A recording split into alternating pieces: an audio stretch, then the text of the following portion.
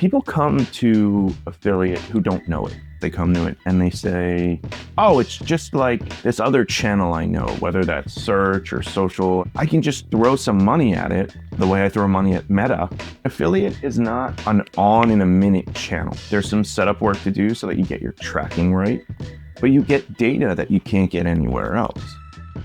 This is Get It Together, the podcast where partnership and go-to-market leaders share the real stories behind programs they've built and scaled. In this episode of Get It Together, I sit down with Charlie, the president of All Inclusive Marketing, who is a great partner agency of ours here at PartnerStack. Charlie has spent the past 2 decades working across affiliate networks, across SaaS, and now agency leadership.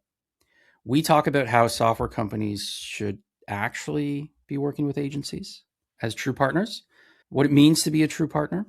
We talk about how buying behavior is shifting and shifting very quickly with the rise of AI.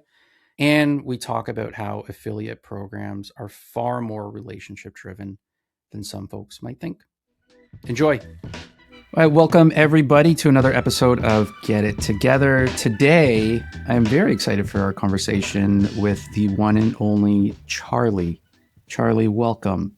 Charlie has an incredible background, one I'm very excited to get into. You've spent 2 decades or so in affiliate marketing and partner marketing. Yeah. You've been network side, you've been agency side. I'm excited to get into all of it. How you doing? Good, man. Yeah, and thank you for reminding me I'm old. I appreciate that as a warm-up. Yeah, 20 years in this. Yeah, you're welcome. My daughter throws it to me every day, a reminder of how old I am. So I'm just trying to give it back to people. Hey, look, you got to get it out somewhere. I get it, man. I get it. Exactly. Let's dive right in. I'd love to talk a little bit about your background because I do think it's an interesting one. Like I mentioned, a couple decades across both network side, tech side, now agency side. Yeah. Let's walk through that. I was with the M&A team at Time Warner and AOL. And yes, once again, proving I am old, I worked at AOL, America Online. We were in the process of acquiring an affiliate network and I got pulled in, sort of help with the numbers.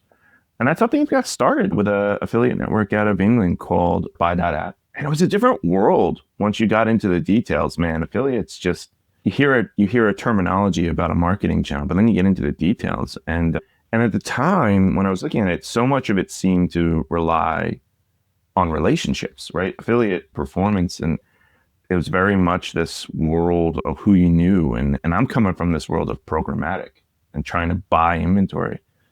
And I loved, as I met people, I loved how everyone seemed to know everyone at events.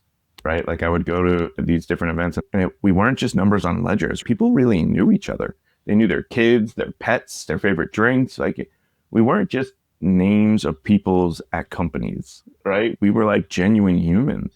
And I was at Buy.at and then Awin acquired Buy.at. And I was lucky enough to be able to see how these partnerships could just both be creative and data driven, which I still think is true. Affiliate's amazing because you can test ideas and you can measure output and you get to play with all these cool things, right? Whether you're a publisher, you're a network, you're an advertiser, you're a SaaS these days, everyone just feels invested and like empowered in affiliate.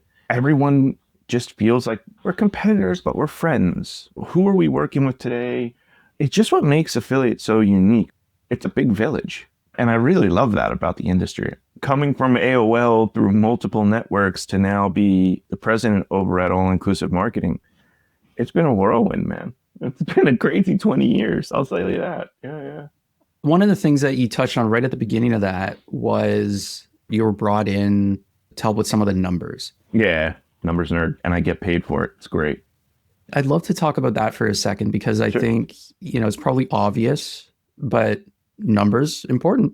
And especially when you get into the world of all things digital, where everything's highly measurable, where do you see the collision of the analytics and the creativity? How do you merge those two when, for a lot of people, those are two very different skill sets? My brain has always been a numbers brain, and creativity has always been secondary at best.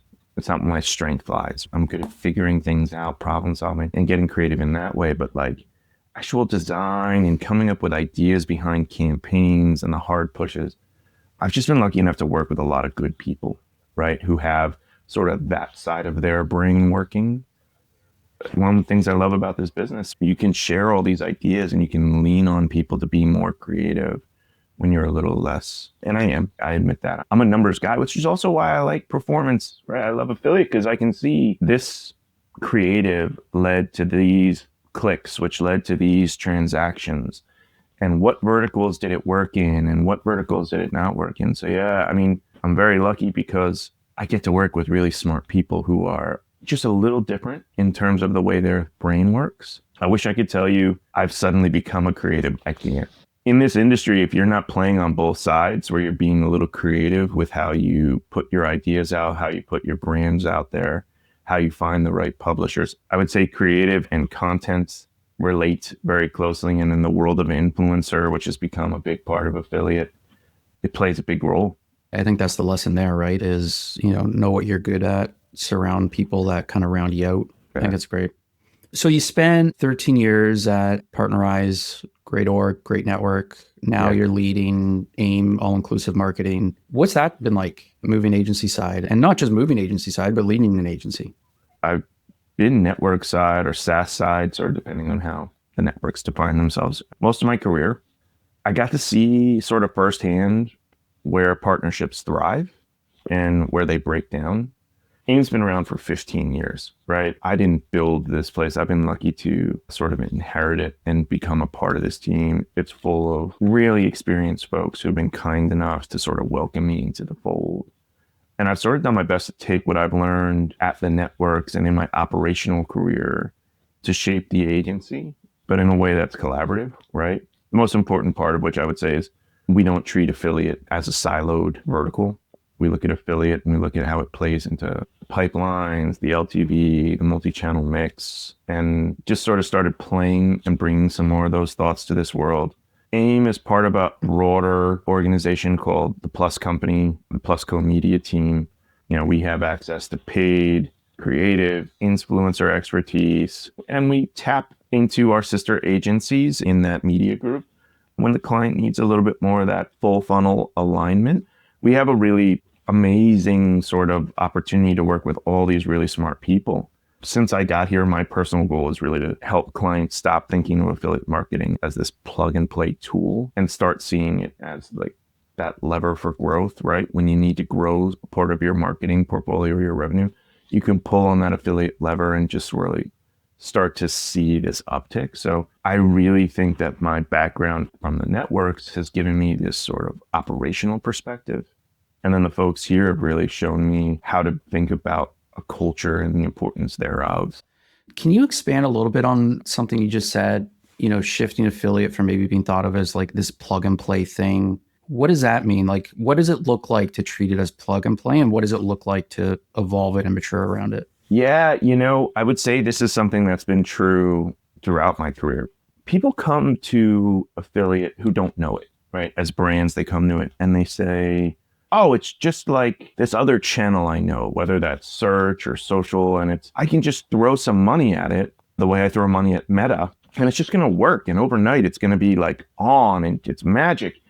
An affiliate is not an on in a minute channel. There's some setup work to do so that you get your tracking right, but you get data that you can't get anywhere else. You're going to see what items are selling, where those items on sale, where the customer's new, are they returning. You get all this robust data that you're not going to get anywhere else. So it takes a little while to set up, and it takes a little while to find the right publisher mix, right? You want to find the folks who really get your business.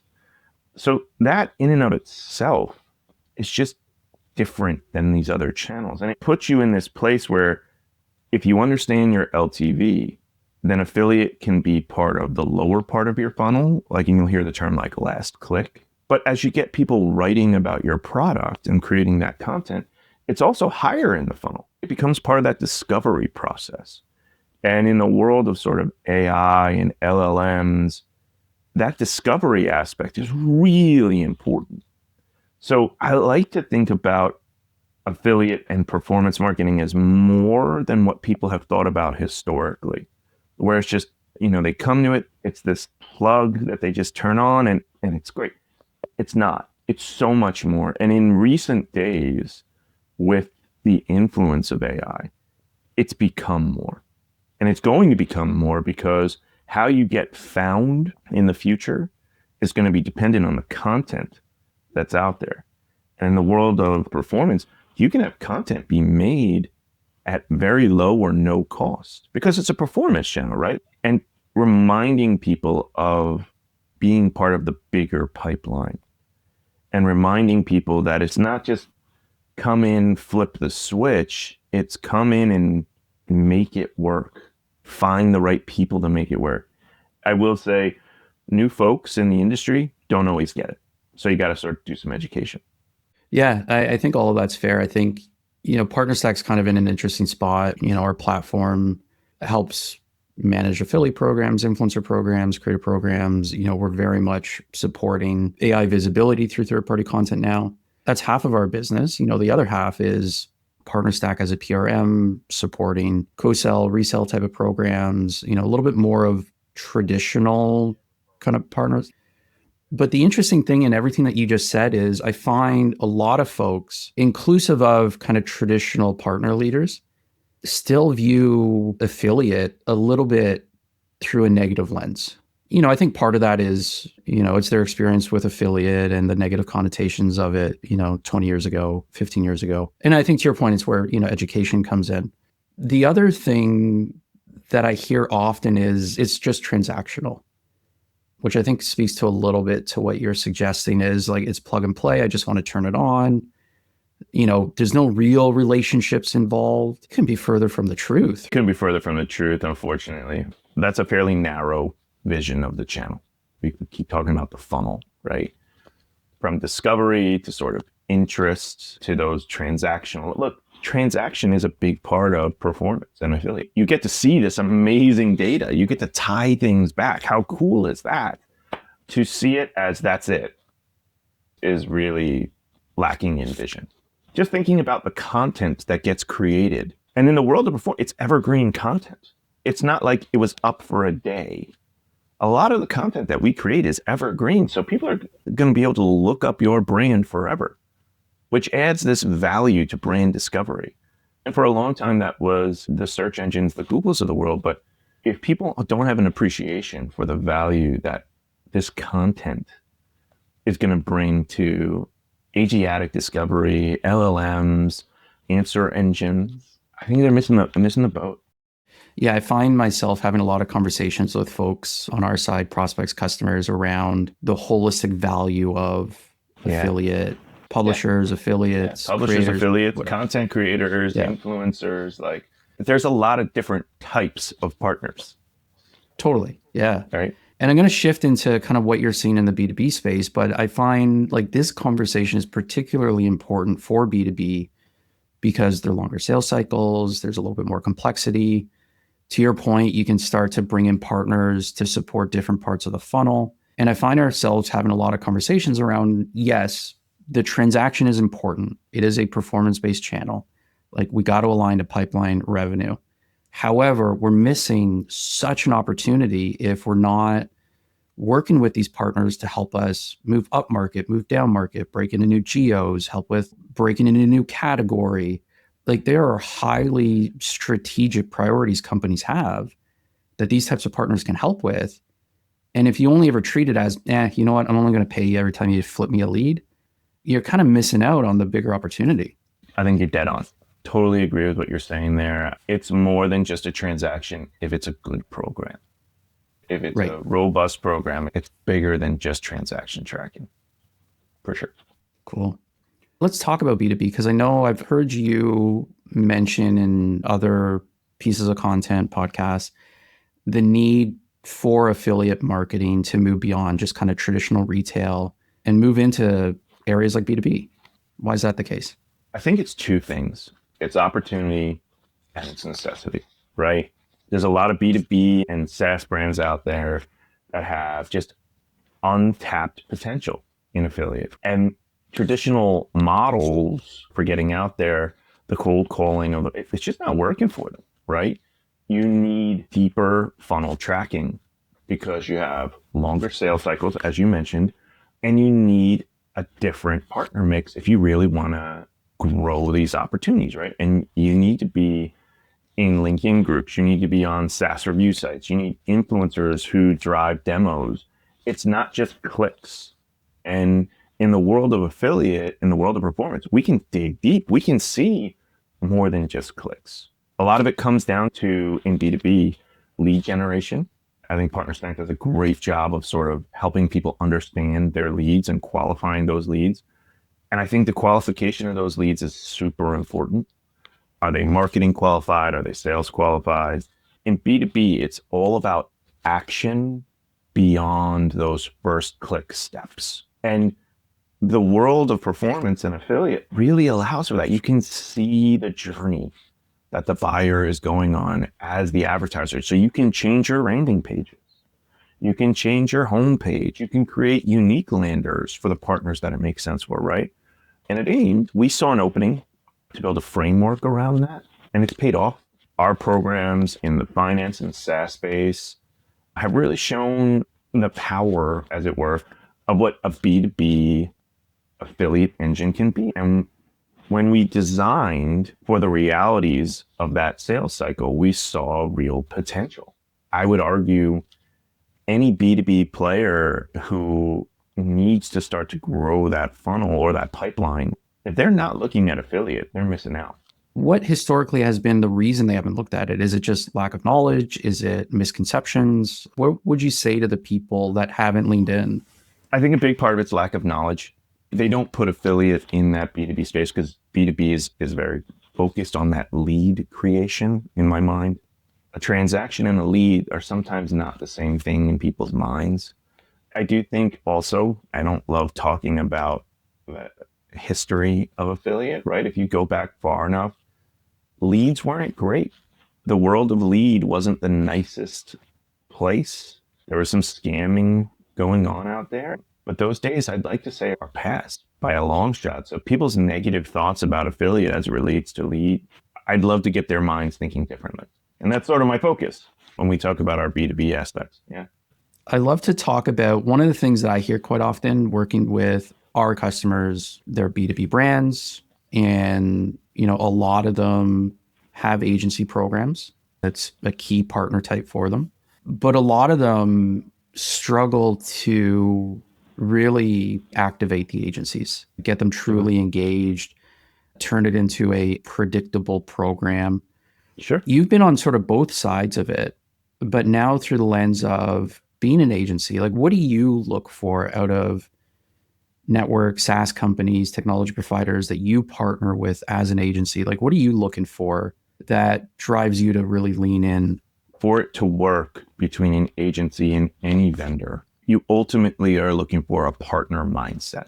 You help us and we're going to help you, and it's going to be a wonderful relationship. And I think this is true throughout my career. It means open communication.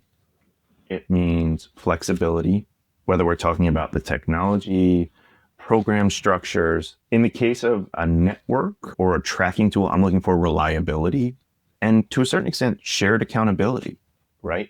Things break.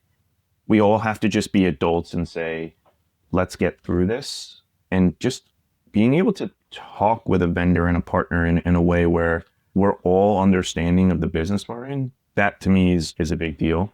We've had great experiences with PartnerStack because it's been easier to onboard. It's been able to scale. We've been able to manage our payments to our clients very efficiently.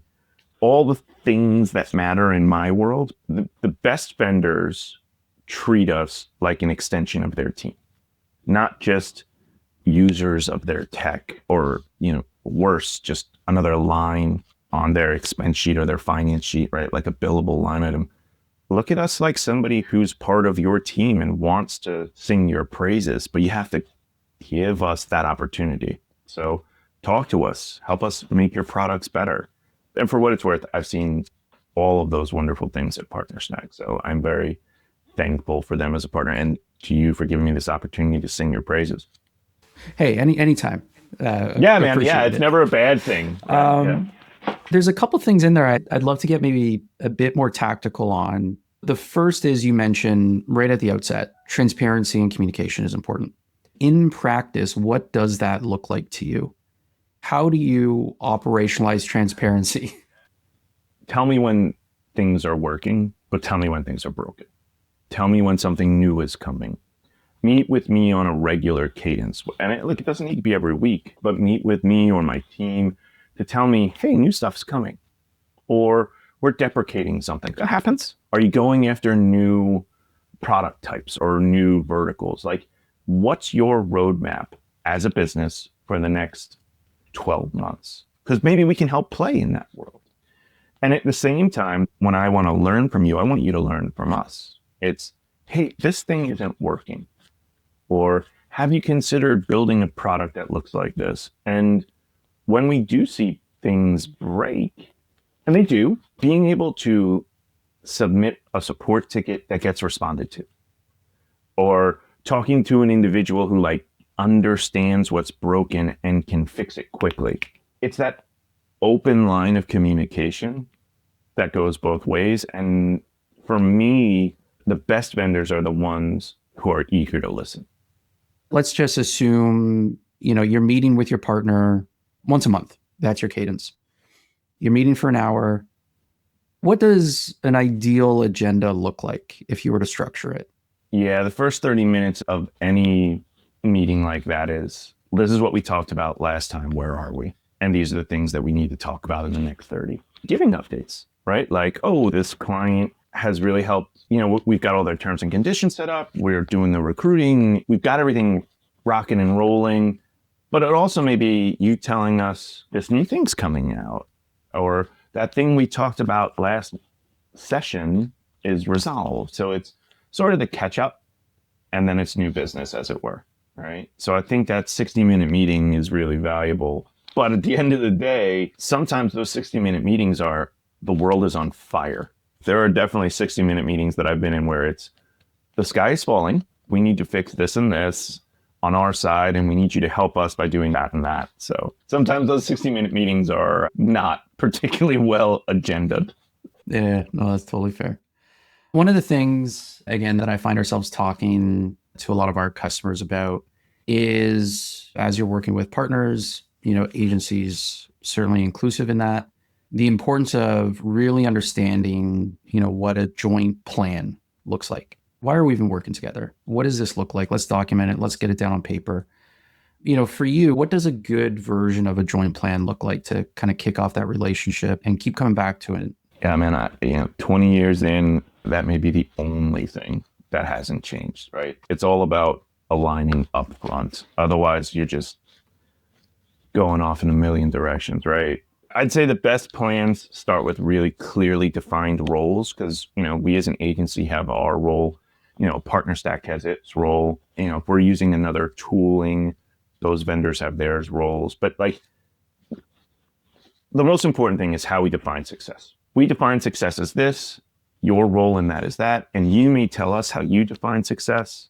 And that's wonderful. And then when we're setting up the standard program, it's who's setting up the terms and conditions, who owns recruiting, where can we do this? But once we sort of have that alignment, we just develop the timelines, right? And say this by that date, that by that date. Here's the content associated to it. Here's the incentives or plans that match our brand's personas, right? Like we set up those clear timelines, guidelines. We might pair platform enablement like webinars, right? Like how does the platform work? Let's plan those webinars. Let's do the warm outreaches. How do we set up those dedicated landing pages? But working with and having those really clear upfront alignments is what matters. And it sounds, super cliche, but as long as we're all rowing in the same direction, we're going to be fine. We're all sort of at a point from day one where we see where we want to get to. And yeah, we might get out of rhythm at some point, but that's okay because we still have that alignment of here's where we're trying to get to. And I think that's the most important part of this is if you can early days, up front say, here's everybody's responsibilities, here's where we're trying to get to, that alignment is all that matters. Everything else is sort of, things change. Unfortunately, we just got to get there at some point, right? Yeah, cool. Talking about change, AI, I don't think we can, leave the conversation without getting into that a little bit. We've talked about not necessarily the usage of AI, but we've talked about how buying behavior is changing a little bit. The first step in discovery used to very much be the search engine. It's kind of shifting seemingly to the LLMs to a certain degree. You've talked about the importance of aligning partners to the buyer journey or the funnel. So I suppose question one is, are you seeing what I just suggested, which is buying behavior shifting, kind of that first step of discovery shifting? I actually just did a panel on this at Affiliate Summit where I had a B2C and a B2B marketer talking about when did they see a shift start to happen. And both of them were very upfront that there was just this sudden shift to direct leads, right? So direct buying. Every paid channel that they were playing with, they were spending money in, and suddenly they're seeing people go direct to their website without that referring UTC or telling them, oh, it came from search, it came from social, it came from... How does that happen? And across the board, the belief in all of their teams at these brands, that's coming from AI, the LLMs. People are discovering the brand and then they're going direct to that brand. Again, historically in the LLMs, you wouldn't necessarily see a link to that brand. You type it in. You just, perfect. That's the one. Great. I'm going to go there. So yeah, the biggest indicator from their perspective was significant increases in direct traffic. Within all of that, there's, you go on LinkedIn and there's so many different opinions, a lot of, I think, hyperbole to a certain degree around it. One of the things you'll see people debating is whether or not this is similar to SEO 15 years ago. It's not at all the same. It's totally different. There's similarities. I think there's a similarity if you look at when mobile became a thing. It's not exactly the same though, because the methods of presenting you with knowledge are just all different now. It's not inherently about the words matching the words you were looking for. It's intent behind the content. The large language models are reading those texts and saying, this is valuable, this has meaning, as opposed to the right number of words match. I also think it's evolving at a pace that I've never seen. Also, it's a really narrow knowledge base, but it changes so fast that what you were doing 6 months ago means nothing anymore. It's a tough comparison, but I understand why people think that way. There's a lot around language, there's a lot around discovery, so I get it, but just really the speed of change is just so significant. Yeah, I would agree with the speed is wild right now. Looking forward, all things AI, maybe specific to affiliate publishers, where is this all going? The most important thing that we all have to realize is that AI is changing this industry. It's changing the game, period. Whether you talk about affiliate or anything in the world of marketing, AI is changing it, right? We talked a little bit about discovery, visibility.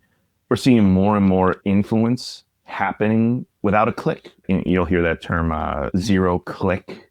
Consumers are reading AI generated summaries. They're asking tools like ChatGPT or Gemini for recommendations and then taking action in a new tab or search, or in the future, probably not even having to leave that tab.